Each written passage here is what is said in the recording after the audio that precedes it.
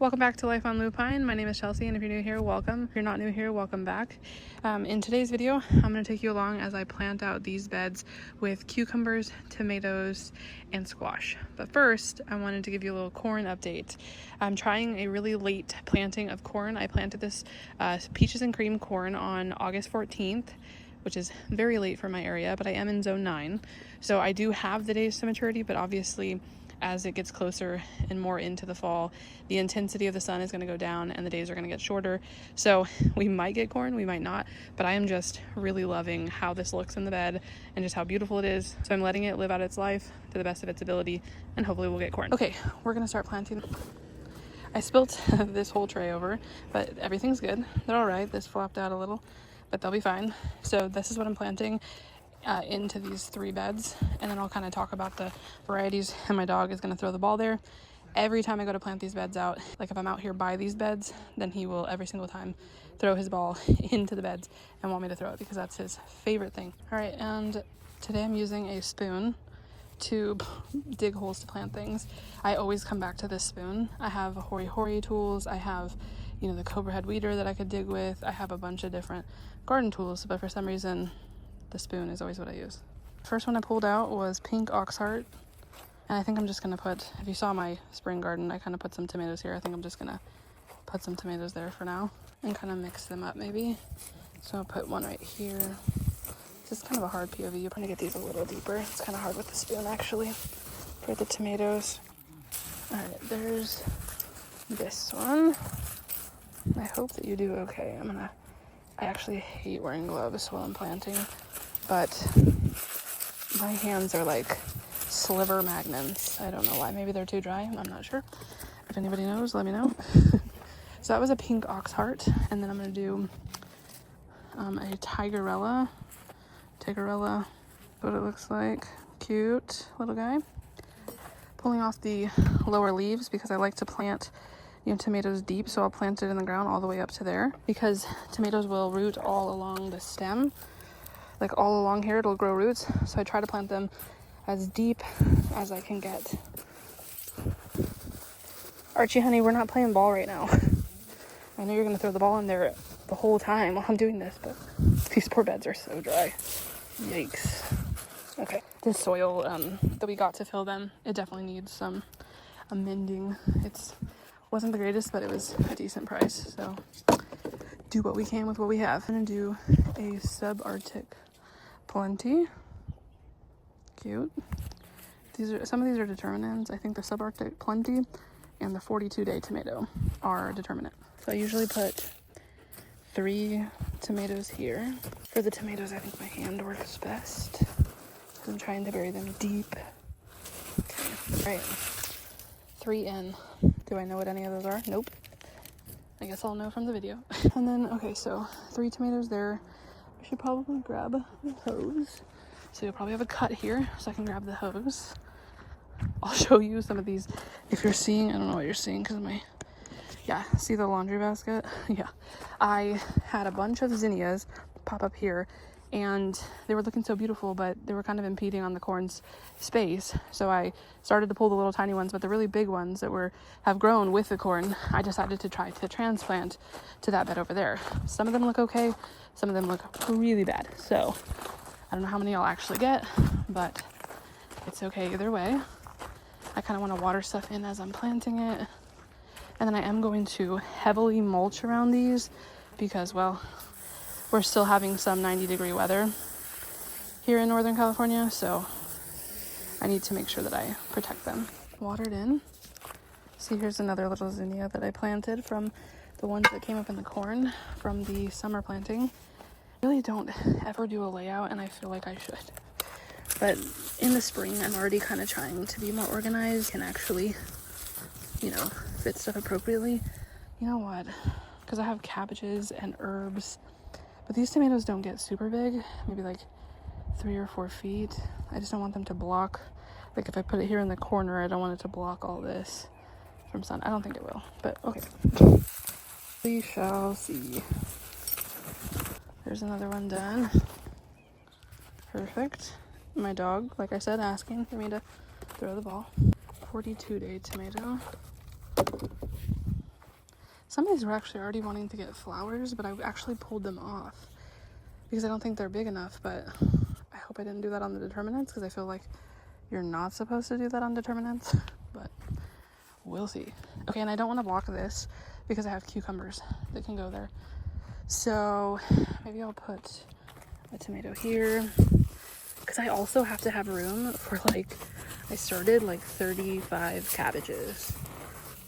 I mean, I love cabbage, but I don't know if I need 35 of them per se. I might try planting some of those tomatoes in pots, but I'm gonna get these all just got mixed up because they fell. Okay, so the mojito, and I gotta try not to touch their roots so much. They look pretty good. I'm gonna plant them right up next to the arch trellis, so they're easier to trellis when it's that time. Maybe a little deeper. There we go.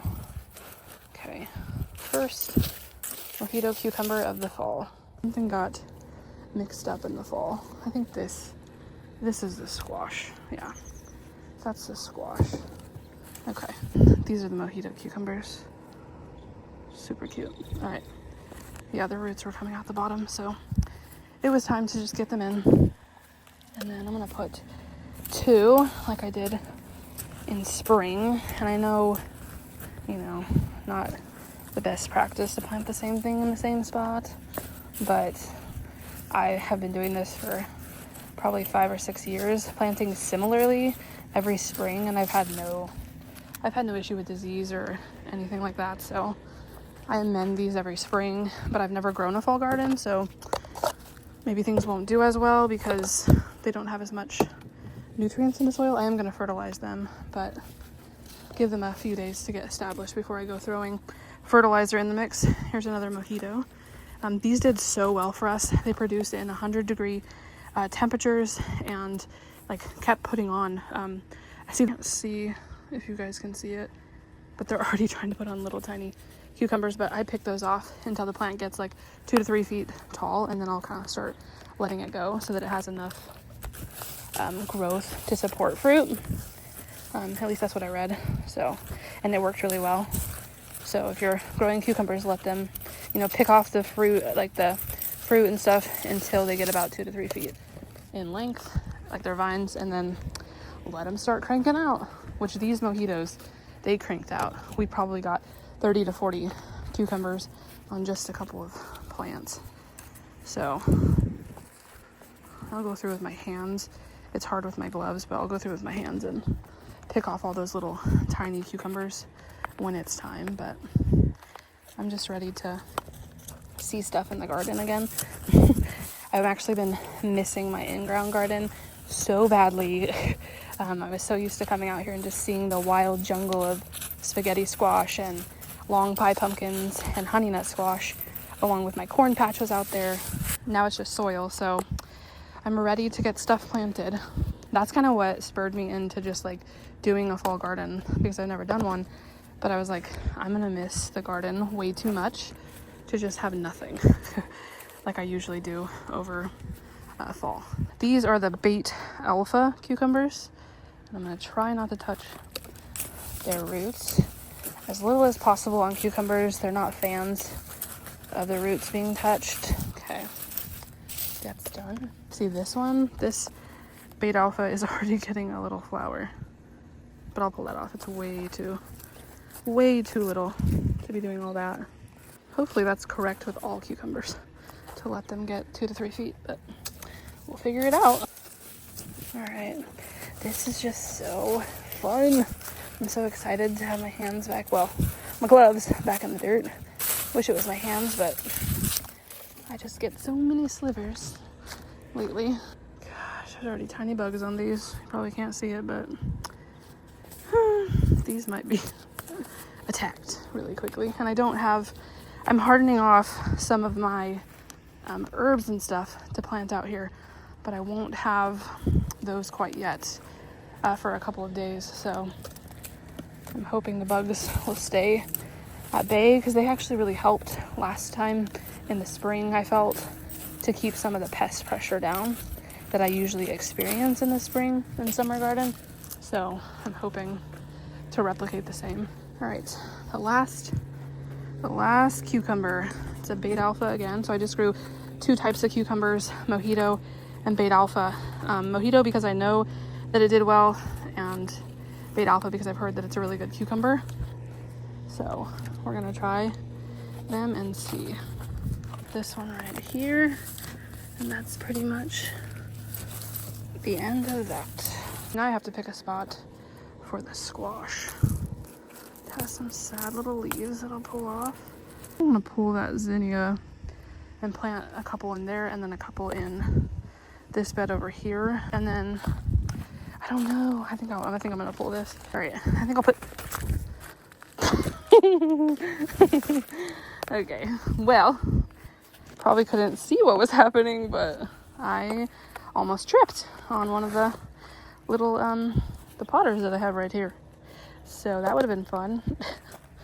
Might have made for some good content. So I'm gonna plant maybe 2 or 3 in here, and that'll pretty much cover all of my squash needs.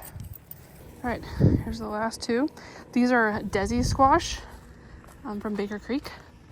I actually went to Petaluma and got them from their seed store. I've never tried these, so we're gonna see, because I literally got two squash this summer, and I tried hybrids, and I never have grown hybrids before, and I probably never will again, because I got 2, and the bugs, like, they were covered in aphids, but nothing else in my garden got attacked by the aphids. So still don't know why, but they definitely got attacked.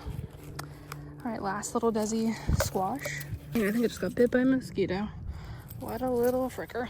3 Desi squash, and kind of got them a little close together, but that's okay. Let me water some of this in real quick.